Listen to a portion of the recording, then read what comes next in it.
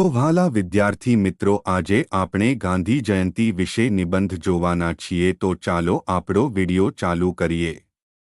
પણ એ પહેલા જો તમે આ ચેનલમાં નવા હોવ તો નીચે આપેલા લાલ બટનને દબાવી આ ચેનલને સબસ્ક્રાઇબ કરવાનું ભૂલતા નહીં। તો ચાલો આ વિડિયો ચાલુ કરીએ। આપણે વર્ષ દરમિયાન અનેક સામાજિક, ધાર્મિક અને રાષ્ટ્રીય તહેવારોની ઉજવણી કરીએ છીએ। ગાંધી જયંતિ આપણો રાષ્ટ્રીય તહેવાર છે।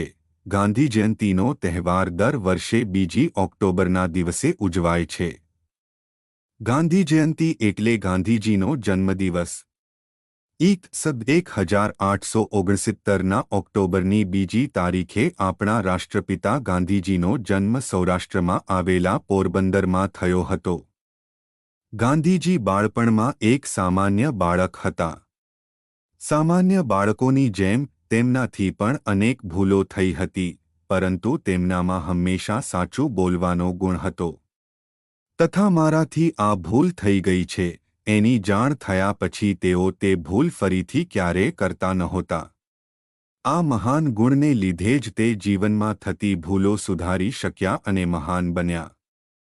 તેઓ વિલાયત જઈને વકીલાતનું ભણ્યા। તેઓ દક્ષિણ આફ્રિકા ગયા। ત્યાં સત્યાગ્રહનો માર્ગ અપનાવી અંગ્રેજો દ્વારા અપનાવાયેલી રંગભેદની નીતિને લીધે થતા અન્યાયો તેમણે દૂર કરાવ્યા। ઈસ 1915માં તેઓ ભારત આવ્યા। ભારતના લોકો અંગ્રેજોની ગુલામીમાં અનેક યાતનાઓ ભોગવી રહ્યા હતા। ગાંધીજીએ સત્ય અને અહિંસાના માર્ગે ભારતને આઝાદ કરવા અંગ્રેજો સામે લડત ચલાવી। લાંબા સંઘર્ષને અંતે ઈસ 1947ની 15મી ઓગસ્ટે આપણો દેશ આઝાદ થયો। ગાંધીજી રાષ્ટ્રપિતા તરીકે દેશના કરોડો લોકોના હૃદયમાં સ્થાન પામ્યા। ગાંધીજીનું અંગત જીવન પણ પ્રેરણાદાયી હતું। તે સાદાઈથી રહેતા। સવાર સાંજ ફરવા જતા અને પ્રાર્થના કરતા। તે દરરોજ રેંટિયો કાંતતા। તે ઘણી ઓછી વસ્તુઓથી ચલાવી લેતા। લોકોનું દુઃખ જોઈ તેમનું હૈયું દ્રવી ઉઠતું। તેઓ કર્મયોગી હતા, એક સંત હતા। તેથી જ મહાત્મા તરીકે ઓળખાયા। ગાંધી જયંતિના દિવસે ઠેર ઠેર સમૂહ પ્રાર્થના અને સમૂહકાંતણનો કાર્યક્રમ રાખવામાં આવે છે। ગાંધીજીની સમાધિ દિલ્હીમાં આવેલી છે। તે રાજઘાટ તરીકે ઓળખાય છે। આ દિવસે દેશનેતાઓ ગાંધીજીની સમાધિ પર જઈ ત્યાં ફૂલો ચડાવે છે। ત્યાં ભજનનો કાર્યક્રમ પણ રાખવામાં આવે છે। શાળાઓમાં સફાઈ કાર્યક્રમ રાખવામાં આવે છે।